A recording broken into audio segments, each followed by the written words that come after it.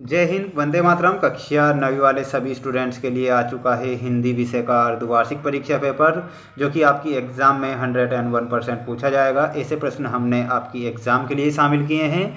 बिना देर किए शुरुआत करते हैं हम हमारे प्रश्नों से। क्वेश्चन नंबर फर्स्ट आपसे पूछा गया है, सही विकल्प चुनकर लिखना रहेगा।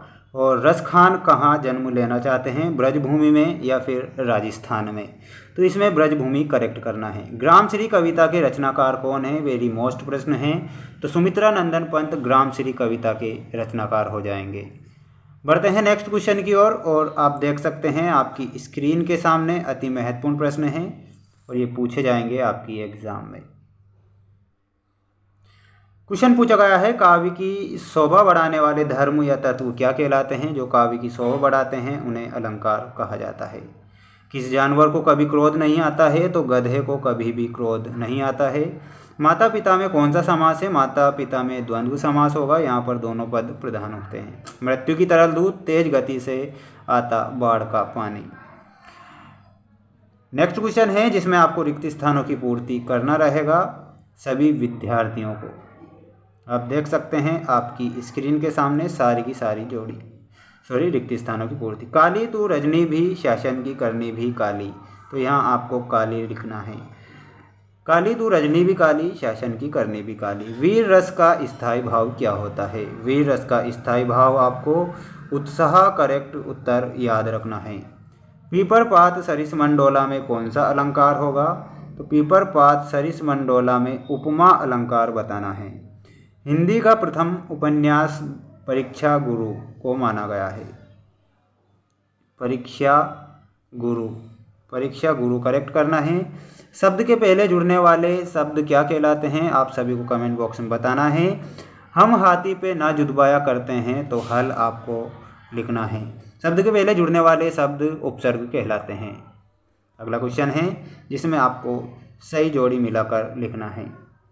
लह लह पालक में मह मह धनिया, श्रृंगार रस रति स्थायी भाव। प्रेमचंद में आप करेक्ट उत्तर मिलाना है लमही से।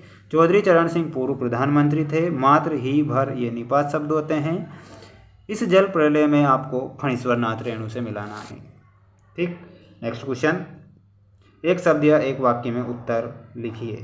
पहला प्रश्न, ऊंचे कुल में जन्म लेकर क्या करना चाहिए? ऊंचे कुल में जन्म लेकर श्रेष्ठ काम करना चाहिए। काव्य की शोभा बढ़ाने वाले तत्व क्या कहलाते हैं? अलंकार कहलाते हैं। काव्य की शोभा बढ़ाने वाले धर्म या तत्व अलंकार कहलाते हैं। कहानी के कितने तत्व माने गए हैं? कहानी के 6 तत्व माने गए हैं। पंचामृत में कौन सा समास है? प्रथम पद आप देख सकते हैं संख्यावाचक है, तो यहाँ पर आपको द्विगु समास बताना है। जो ही वह आया तो ही सो गया किस प्रकार का वाक्य है? जैसे ही वह आया, ये मिश्रित वाक्य होता है। किस प्रकार का वाक्य? मिश्रित वाक्य। अगला क्वेश्चन है, परदादी ने आधा लोटा पानी किसे पिलाया था? चोर को पिलाया था परदादी ने। बढ़ते हैं नेक्स्ट क्वेश्चन की ओर। और ये क्वेश्चन बता चुका हूँ, क्वेश्चन छूट रहे थे हमारे सत्य असत्य लिखिए में। प्रगतिवादी कवियों ने अनेक प्रयोग किए हैं, अनेक नहीं किए हैं। असत्य बताना है। दोहा मात्रिक छंद होता है, ये सत्य होगा। हीरा और मोती को आज़ादी पसंद नहीं था क्या? तो असत्य बताना। ही मात्र भर निपात शब्द होते हैं, सत्य है। लेखक रेणु जी बाढ़ देखने अकेले ही निकल पड़े थे, असत्य। रामस्वरूप की बेटी का नाम उमा था, ये सत्य बताना है। कुछ क्वेश्चन छूट रहे हैं जो कि मैं अगले वीडियो में आपको बताऊंगा, ये सारे के सारे आंसर। तो चैनल को जरूर सब्सक्राइब करना, एग्जाम से पहले ये क्वेश्चन आ जाएंगे आपके पास में सारे के सारे।